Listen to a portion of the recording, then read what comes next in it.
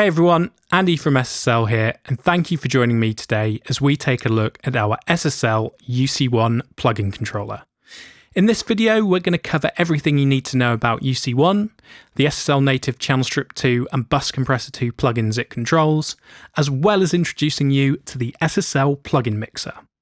Towards the end of the video, we'll open up a mix session and go through some of the best workflow tips and tricks. And of course, we'll also be listening to just how good the updated Channel Strip and Bus Compressor plugins sound.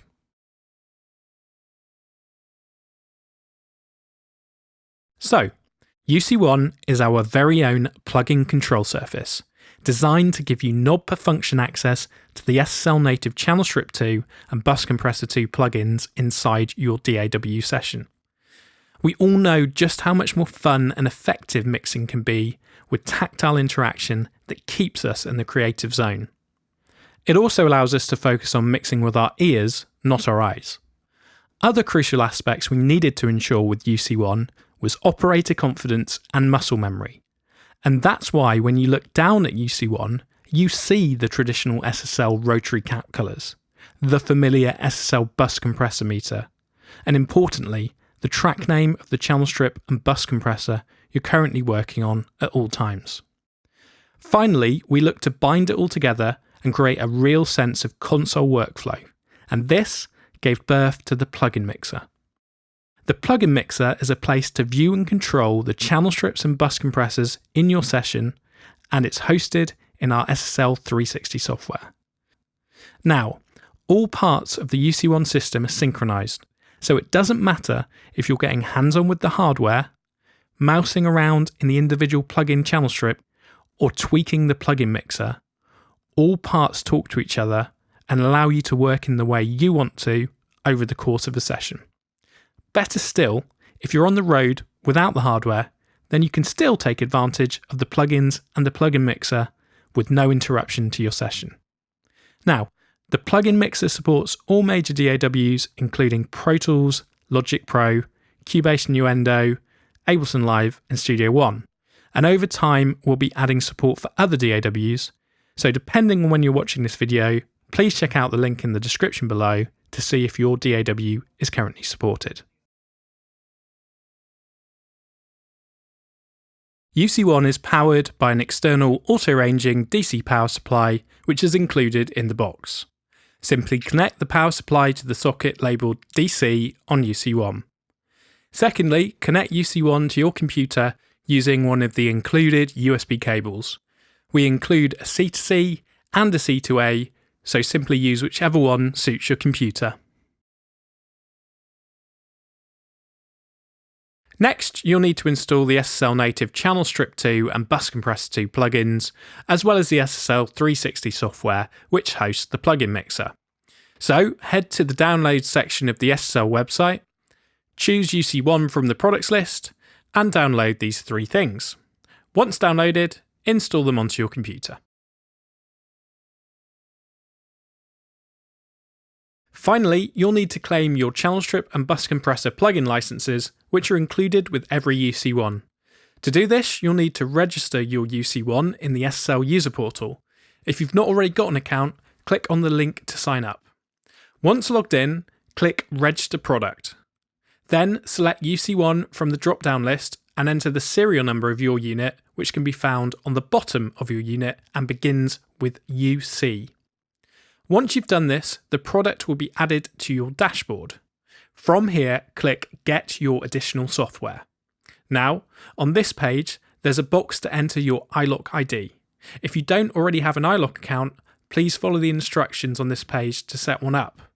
If you have already got an iLok account, then enter your iLok ID, wait for your account to be verified, and when prompted, click again to deposit the licenses. Then, open up iLok License Manager, sign in, and authorize the licenses onto your machine or iLok dongle.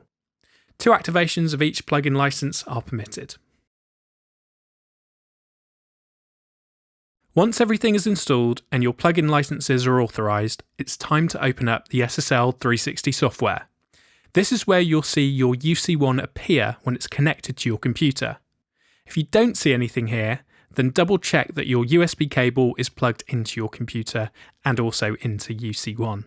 If there are any updates available for SSL 360 or UC1 itself, then they will show on this page automatically.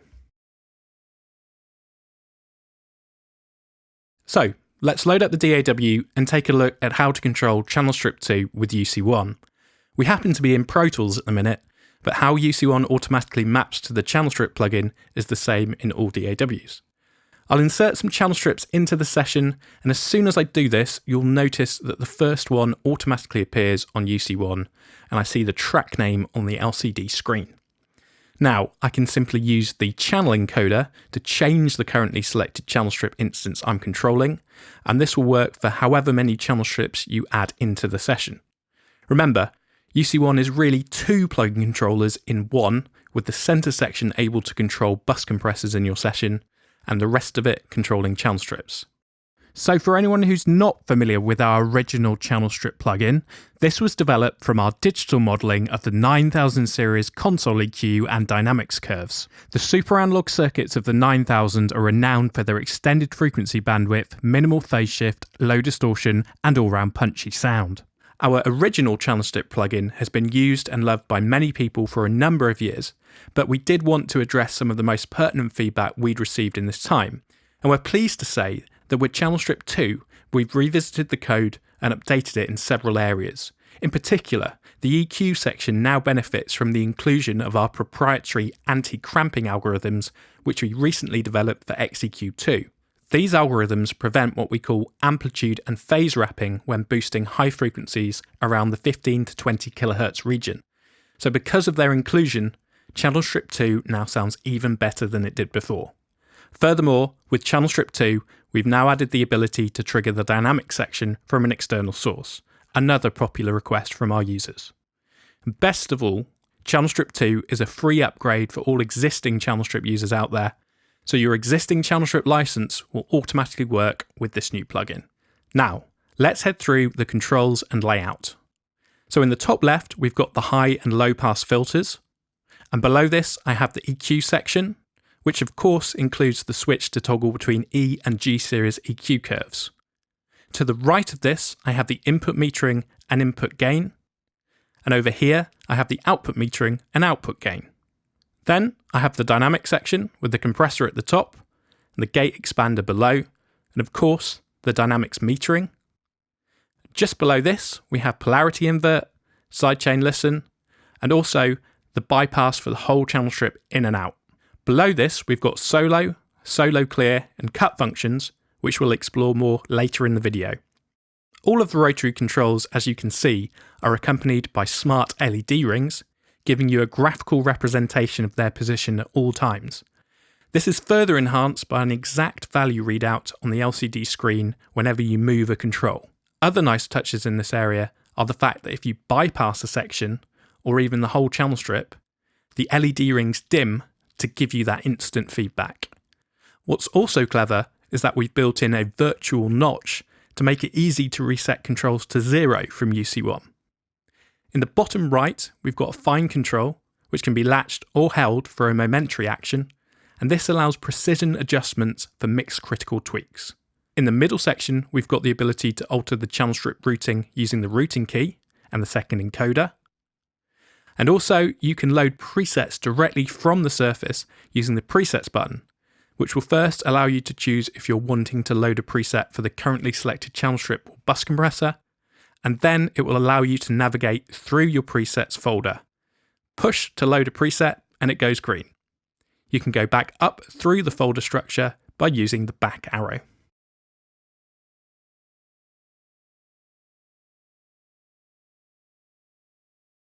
Let's take a look at how to control Bus Compressor 2 with UC1. So I'll insert some instances into the session, and as I do this, you'll notice the first one automatically appears on UC1, and I see the track name on the screen. And I can simply use the secondary encoder to change the currently selected bus compressor. Up to 8 can be addressed from UC1 itself, but of course your session can have many more if you like. Compared to our original Bus Compressor plugin, we've updated Bus Compressor 2 to be more versatile by adding in additional ratio, attack and release settings, as well as 2 and 4 times oversampling options. We've also added a key sidechain input too. And of course, existing bus compressor owners get this upgrade free of charge. Back to UC1, and as you can see, there's a real moving coil gain reduction meter at the top. We really wanted to make it feel like you're in front of the analog hardware, so we just had to put this in. It is of course driven digitally by the plugin, and it's so useful to be able to have it always in your line of sight, keeping an eye on it and being able to adjust the bus compressor at every stage of the mix process. Beneath the meter, you've got all of the main bus comp controls, and just like with the channel strips, I get a value readout on the display for the knob currently being turned. And of course, we have the bypass in and out switch right here. Finally, the presets button allows us to load presets directly from the surface.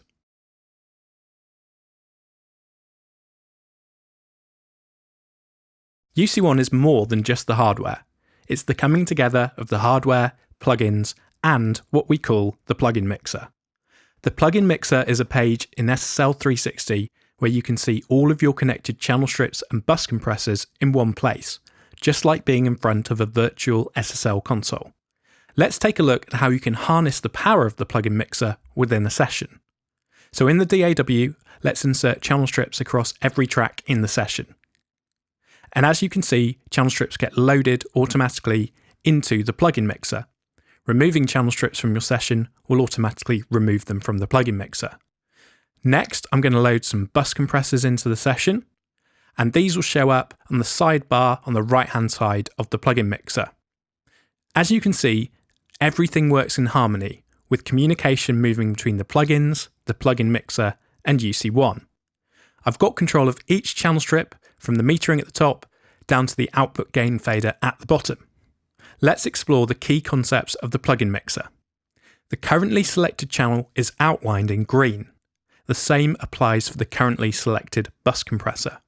And you can select anywhere on the channel strip background or bus compressor meters to select the one you want to bring to attention on UC1. Of course, if you want, you can do the same thing using the hardware, using the channel encoder, and the bus comp encoder. A useful shortcut in the plugin mixer to remember is Alt-click, which allows you to bypass channel strips. On the left-hand side, we have a number of options, the first of which allows you to show or hide bus compressors on the right-hand side. The second of which is a solo clear. The next one is zoom in or out, which can also be controlled using the zoom button on the hardware and conveniently using the tab key on your computer keyboard.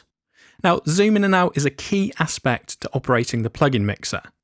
Zoomed out view is great for quickly navigating around from one end of the mixer to the other or making fast tweaks, whereas zoomed in view gives you all the glorious detail of the channel strips side by side, like leaning over a console and diving into a mix. Below zoom, we have the settings menu, and let's take a walk through that now. The first option determines if the meters at the top of the plugin mixer are showing the input or output level. I normally leave this to output so it's easy to spot any gain increase caused by the compressor section. Auto select channel strips is the next option, which I recommend leaving on. What this means is that if I have a channel strip selected but then I adjust a control on another channel strip, that channel strip automatically becomes the selected one. However, if I turn this off and do the same thing, the channel strip in which I'm tweaking the control on does not become the selected one.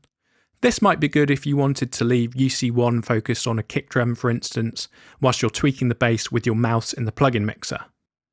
Mixer always follows selected channel is very useful, and this means that if you're in the DAW session and you open up a channel strip down the far end, then when you switch back to the plugin mixer, that channel strip will be visible on screen, meaning you don't have to waste time scrolling down to it with the mouse. Finally, mouse wheel control zoom offers an alternative way of zooming in and out in the plugin mixer using the scroll on your mouse.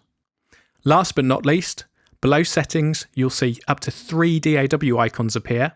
With the plugin mixer, you can have up to 3 DAWs simultaneously connected at once, and you switch between them clicking with your mouse on the relevant icon in here.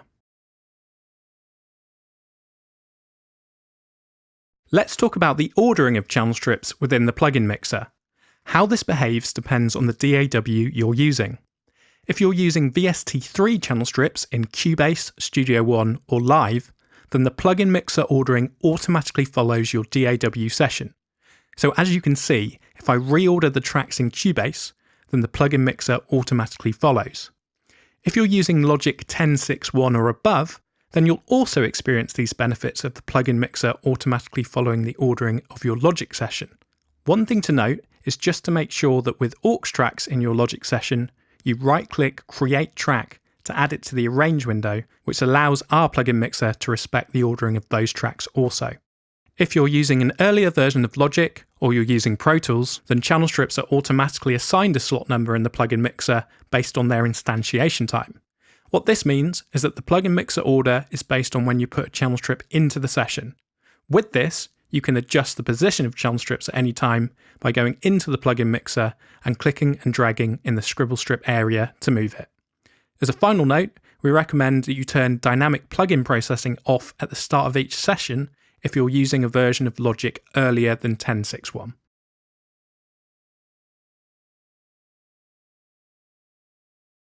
The best way to integrate UC1 into your workflow is to add a channel strip to every track in the DAW session.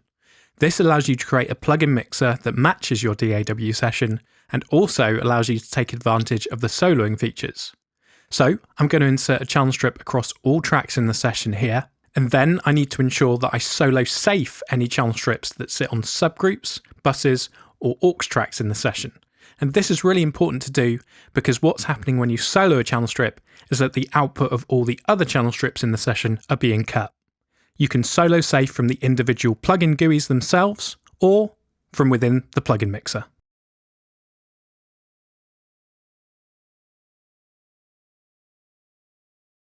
Let's get into some mixing.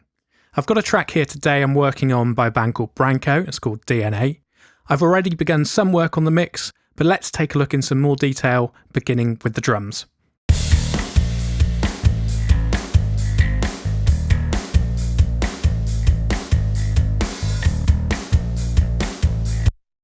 Okay, so let's make some adjustments to the sound of the kick bus. Now, one of the easiest ways to use UC1 is to simply open the channel strip plugin you want and watch as UC1 automatically switches to be focused on that channel. It's such a useful feature, kind of like having a loyal dog follow you around. Okay, so I'm going to go in and make some adjustments using UC1 on this channel strip to bring out some of the brightness and remove some of the mud.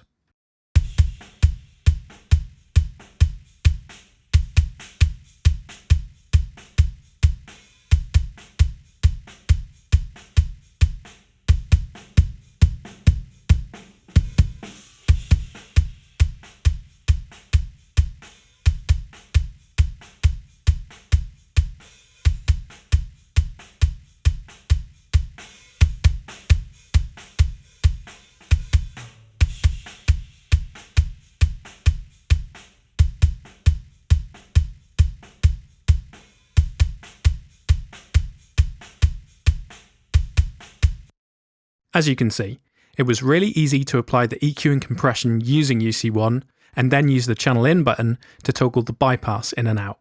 Now I feel like I want to add a bit of weight to one of the individual kick drum tracks, so I'll open the plugin, UC1 follows, let's solo it up and make the adjustments.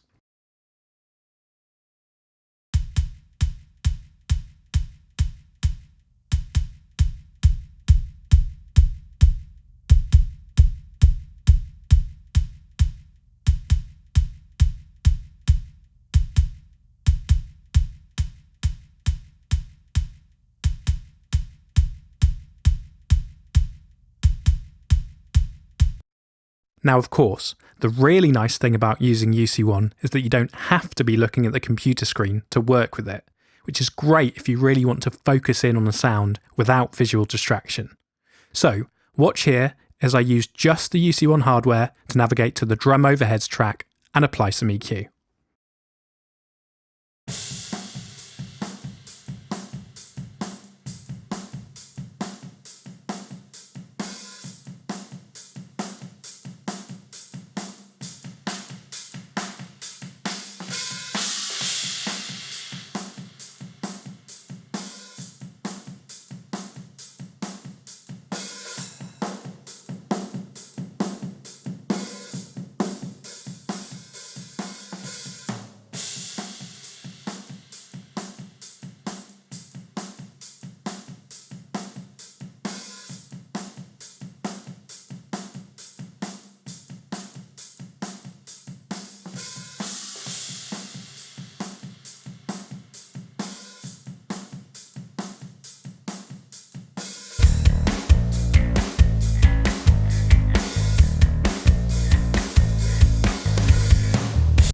Okay, those drums are sounding really good now. So let's check out what the bus compressor is doing on the mix bus. Just like with the channel strips, opening the bus compressor plugin brings it to attention on UC1, or I can use the control here to select it from the surface.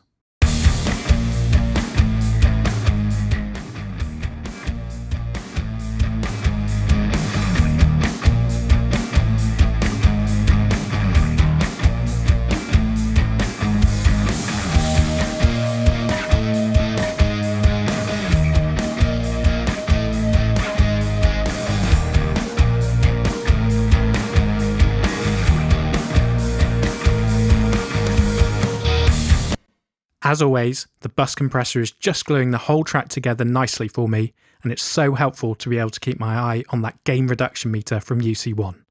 Next, let's take a look at working with the plugin mixer, which is such a powerful way of interacting with all the channel strips and bus compressors in this session. As you can see, in zoomed out view, I can easily navigate around the session and get a bird's eye view of the mix. What I'm going to do now is go in on the vocal track, and I can simply click on it with the mouse to select it on UC1. Now, let's hit the zoom function and go in on this vocal and bring it to life. It's in your DNA.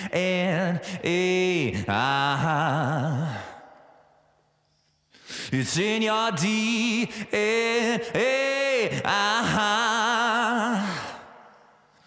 It's in your DNA, baby.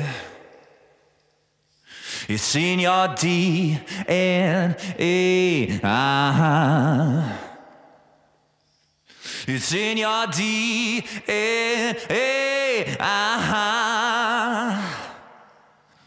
It's in your DNA, baby. It's in your DNA. It's in your DNA.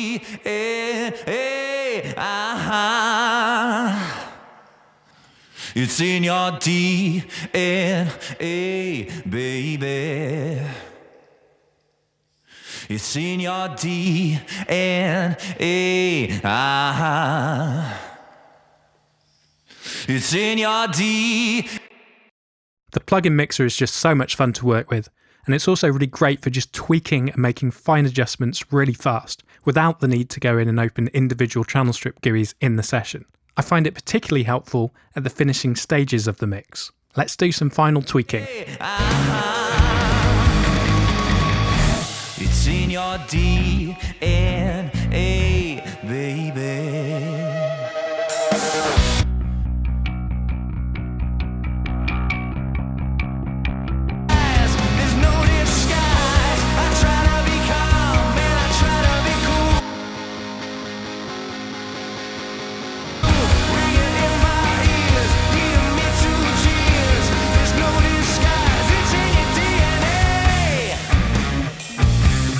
And there we go, easy as that. This system really does put the fun back into mixing. So as a final comparison, let's bypass on and off all the channel strips in the session and compare the before and after.